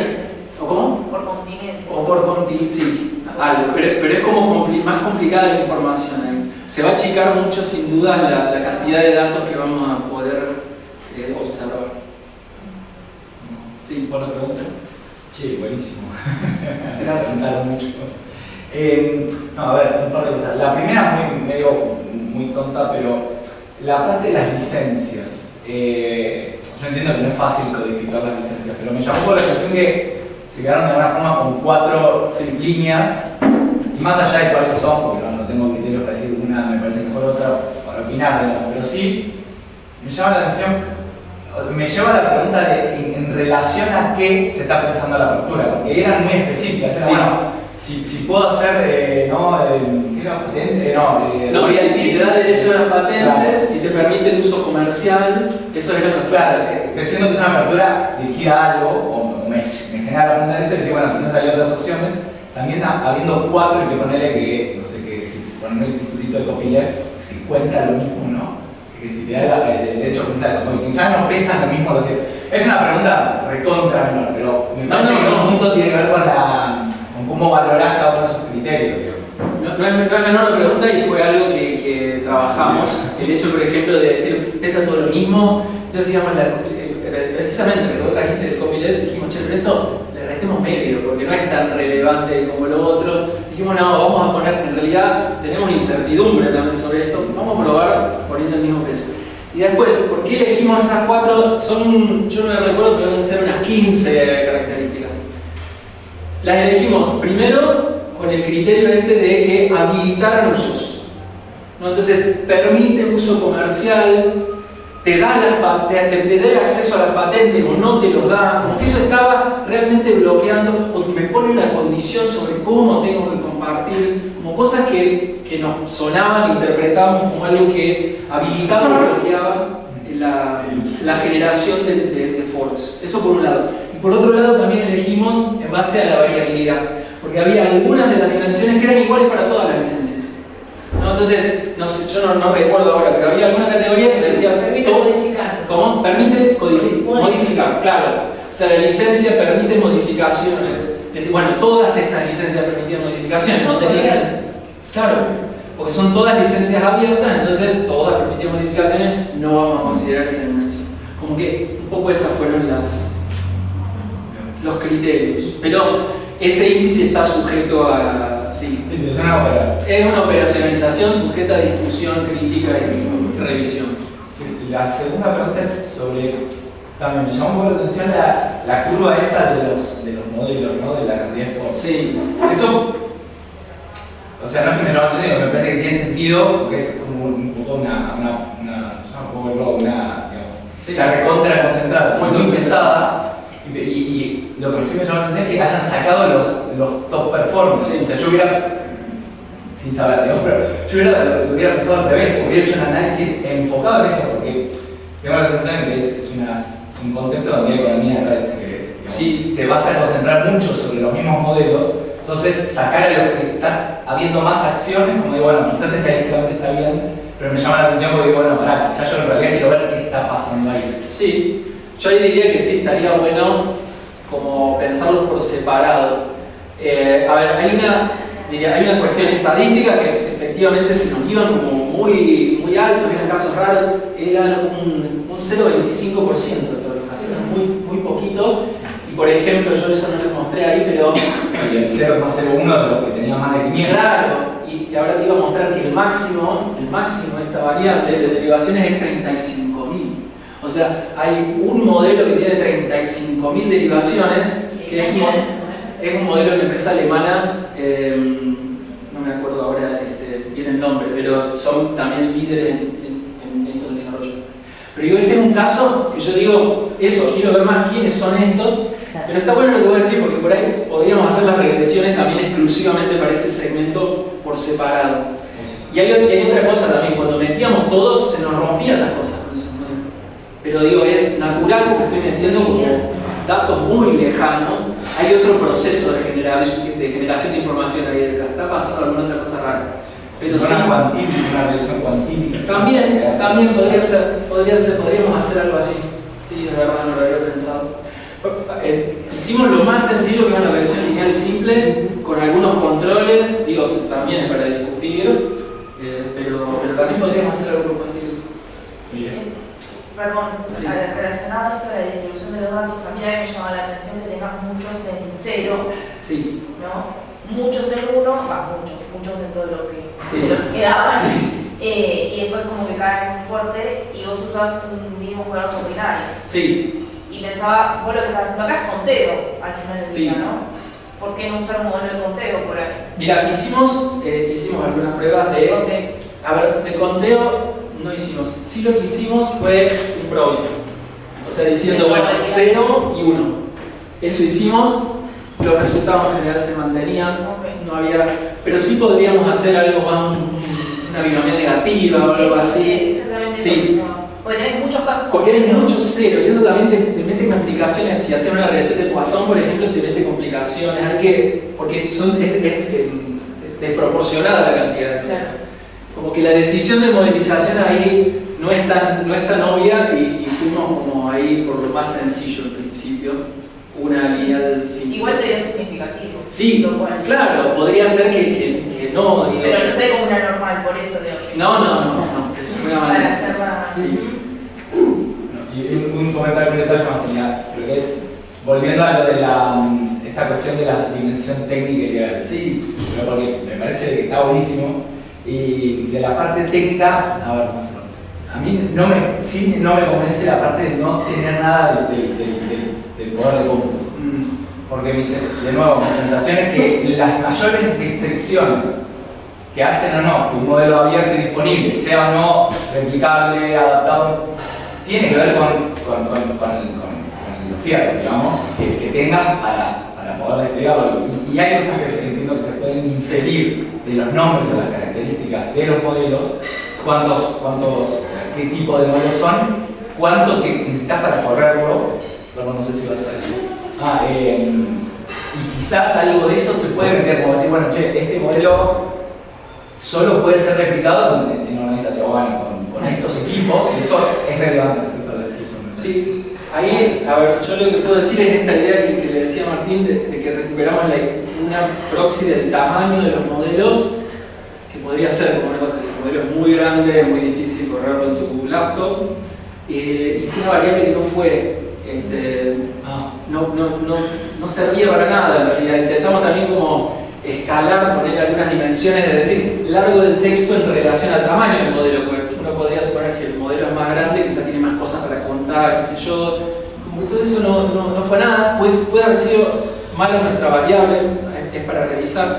Y después también esa característica es como que se mezcla un poco, porque está relacionada con la capacidad del usuario, ¿no es cierto? No con algo que necesariamente pueda hacer el que está creando el modelo, ¿no es cierto? Es como una dimensión de si yo tengo la computadora o no, el recurso material, que por ejemplo yo te decía, en Hugging Face, los spaces, es como que te dan un ámbito para probar el modelo, pero también es limitado porque depende ahí, porque hay, como todas estas páginas, muchas de estas páginas llega un momento en donde si vos querés hacer más tenés que empezar a pagar. Pero bueno, no sé si, igual sí, hay algo ahí, lo hemos conversado un poco a esto, pero no sé si tenemos una manera fácil de hacer. Va más a lo que comentaba Guille antes, ¿no? En términos de, más allá de una infraestructura, después de las capacidades, en este caso de infraestructura que tienen con los usuarios y organizaciones para poder efectivamente tomar. Claro. Para mí hay una confusión en general en temas de apertura que es confundir apertura con democratización. O sea, vos podés tener un montón de cosas abiertas y eso no significa que vayan a ser utilizables. O sea, por la otra cara de la moneda que quienes... Claro, necesitas ver los recursos de esa otra cara, recursos de conocimiento, materiales, etc. Muy bien, pues también hay algo que se me pregunta que es cuáles son los propósitos de estos modelos. Tal vez no todos estos modelos son de interés. ¿Para qué sectores están orientados o qué propósito? Hay muchos modelos de generación de imágenes de pornografía, por ejemplo, pero un montón. Digo, bueno, ¿tienen interés? Sí, alguien los hace por interés, digo, pero bueno, en términos de la productividad, qué sé yo, digo, ahí todo eso es discutible. Sí, Gaby. Digo, un poco pensado de lo que se está diciendo, la pregunta que yo tenía era, digo, como que hay una especie de equivalencia entre que bajar las barreras de entrada, eso llevaría a que esto sea útil para países en desarrollo. O sea, como está formulado, yo entiendo que está formulado de esa manera. Es un poco la segunda hipótesis, sí. La segunda hipótesis. Sí, que todavía no. Claro, lo que digo es, pensando en estas cosas que en los comentarios, comentario Martín, comentario que hice recién, también lo que vos dijiste recién, de bueno, uno de estos, el original era de la empresa alemana, entonces después tengo un montón de tipos haciendo forks en, no sé si querés, en Bangladesh, tengo un montón de tipos haciendo forks en Bangladesh, digo, y después el que puede llegar eventualmente a capitalizar esto es la empresa alemana, que tal vez es la que tiene la capacidad de poner, no sé, un data center en West Bengal, sí. Para después, entonces, digo, pensar como justamente una intención entre negociar acceso, democratización y en qué medida esto es una ventaja o cuáles serían las condiciones por las cuales esto sería como positivo para países en desarrollo, lo que me parece que es interesante, digo, como, porque es una ecuación muy lineal en ese sentido, que te faltan un montón de condiciones para que esa barrera más baja te permita aprovechar poder hacer un montón de otras cosas. Sí, diría, me faltan un montón de condiciones, pero una es esta, digamos, la posibilidad de habilitar, bajar las barreras. Y te comento que una cosa que discutimos bastante y que no encontramos tampoco una manera clara de ver es áreas de aplicación. de los modelos, ¿no? Sería interesante decir, mira, ¿para qué están usándose todas estas derivaciones? Yo le di un ejemplo de, por ejemplo, un uso en energía, un uso en agricultura, pero no es fácil hacer una clasificación masiva. Palabras claves en los campos de esas cartas que Sí. se permitan, por ejemplo. Sí, habría que... Sí. Pero bueno, habría que leer todas las model cards, digo, automatizar eso, pero no está sistematizado. Claro, no tiene una etiqueta. No. Yo tengo una pregunta y un comentario. O sea, una pregunta es sobre la base de tu misma, o sea, qué nivel de confiabilidad tiene esa información. O sea, los modelos los suben, quienes los desarrollan, y hay algún moderador de la información que se carga. Yo entiendo que no hay moderadores. O sea, Hugging Face tiene hay algunos documentos de buenas prácticas o algo así, ¿no? De cómo hacer las cosas, y está estructurado todos los campos, ¿no? A cargar. Pero después lo que cada uno hace, bueno, uno puede subir algo incompleto o algo erróneo, no hay una lógica muy comunitaria. Sí, no entiendo que no hay nada, no sé. Jerarquización del control de la información. No, me parece que no hay manera de... No, me parece que la base está buenísima. Está muy buena. ¿Cuál es la potencial manipulación? Bueno, nosotros creemos que la apertura también mejora estas cosas. Como están abiertos, ¿no? Hay un proceso de mejora ahí a partir de los usuarios. Y después ustedes para los datos no miran licencias, ¿no? No, pero es algo que licencias. Pero es algo que tal vez podemos aproximar. Sí, continuará. No te digo, pero sí, pero está bueno y hay alguna información de licencias sobre los datos, pero hay alguna información, pero yo tengo ciertas dudas, porque como que apareció más recientemente en el tiempo esa información. Bueno, por eso, a mí me confunde un poco si no se están mezclando las licencias de los modelos y le ponen esas mismas licencias a los datos. Hay que ver si específicamente están hablando de licencias de datos, eso que comparten. ¿Cómo? Puede ser, por eso. Tenemos que analizarlo, pero sí, estaría buenísimo. Sobre todo porque hay posibilidades de que algunos datos no puedan ser compartidos por marcos legales, específicamente de la Unión Europea. O sea, pueden controlar, por ejemplo, si los modelos que provienen de la Unión Europea tienen menos disponibilidad de datos. Ajá. Y poder calibrar ahí el peso negativo que le dan a la no existencia de datos, porque puede estar simplemente siendo una buena práctica de apertura, pero no de apertura claro. consciente, ¿no? Que se abre, lo que se puede abrir, lo que no se puede abrir por términos legales, es una buena práctica en el desarrollo de tecnología no abrir datos, por ejemplo, que puedan ser sensibles o sí, totalmente. riesgos o datos privados. Sí, total. Bueno, ese es otro. Sí, Juli, ¿querés? No, es que me iba a ir de tema. No, entonces respondiendo a eso, algo que a veces sí notamos es no estamos tan seguros de que la licencia se respete las licencias, porque uno ve que hay licencias que son más restrictivas y a veces encontrás casos de un modelo que viene de otro que por ahí no permite tal cosa. Entonces, no sabemos hasta qué punto la licencia es un buen indicador de enforcement, si es un indicador de la apertura de lo que permite o no. Eso está comentado en la literatura también. Sí, lo hemos visto escrito. La realidad no es que pasó con diseños abiertos de tecnología, que sí, teníamos la licencia a todo, pero después no le fuimos a hacer juicio, Claro. le usó mal la tecnología que hicimos o que vendió algo que nosotros decíamos que no era comercial. Vemos que eso pasa, no tenemos medida, podríamos intentar hacer de medida de cuál es el alcance de esas contradicciones a veces que se generan.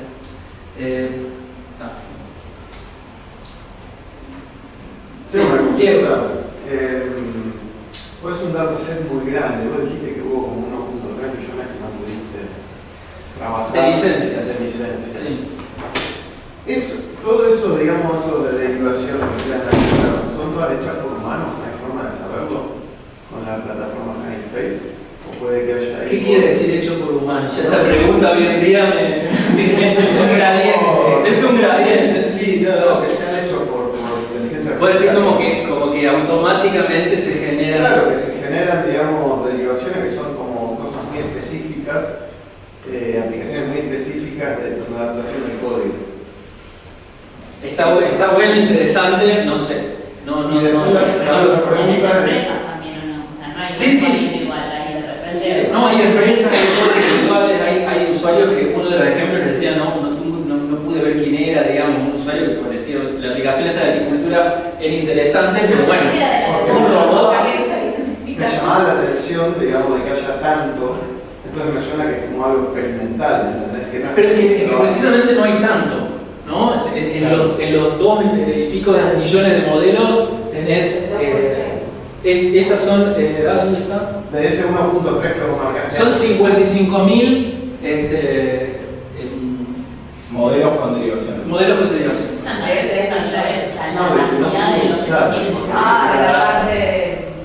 Lo que dice que no son tantos son los que tienen licencia. O sea, tenemos pocos modelos con licencia, muchos modelos sin licencia.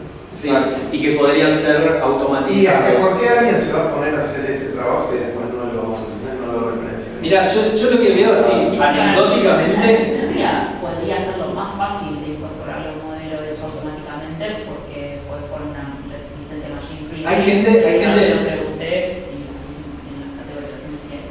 En el campo de las licencias, yo ahí lo había puesto, son más de 1500 distintas descripciones que hay de licencia, ¿no? Que son cosas como sucias, que hay que limpiar, sistematizar, que eso lo hemos hecho, pero por ejemplo hay gente que escribe hacer lo que se te cante en el campo de licencia. Escriben literalmente eso.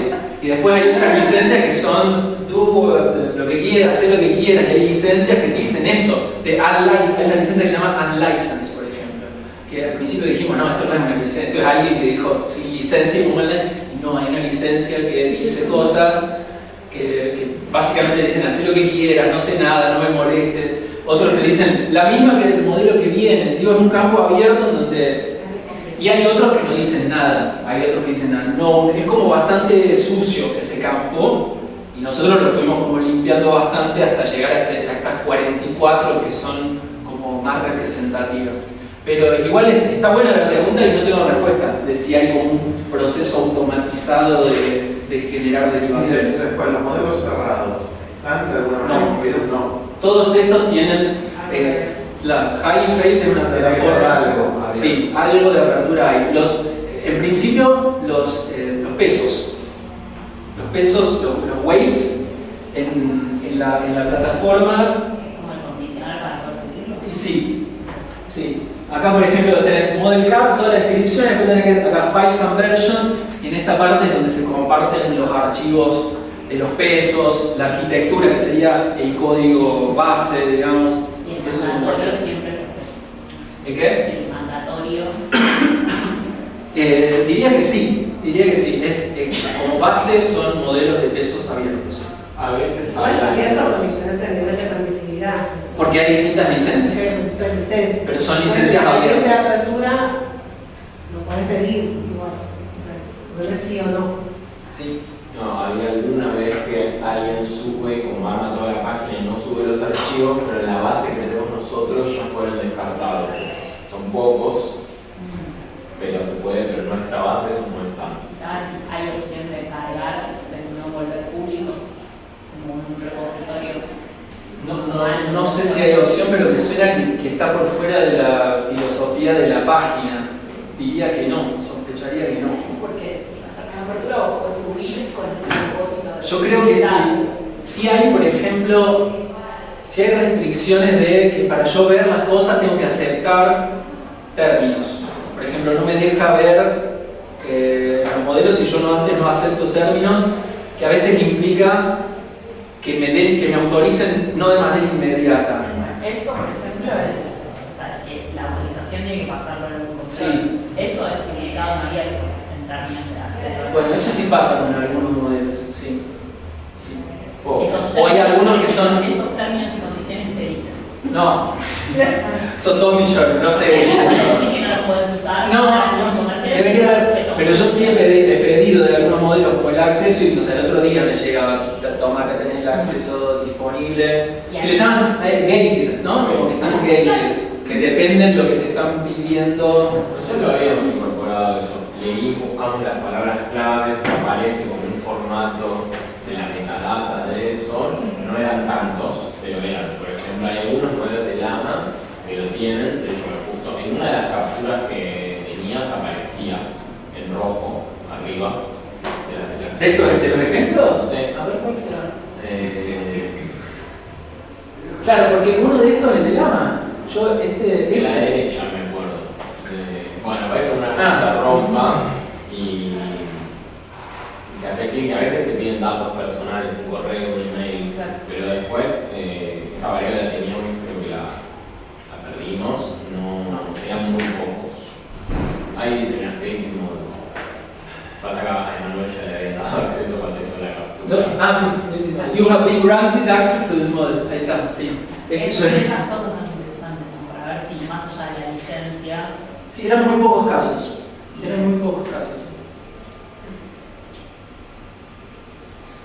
Bueno, gracias.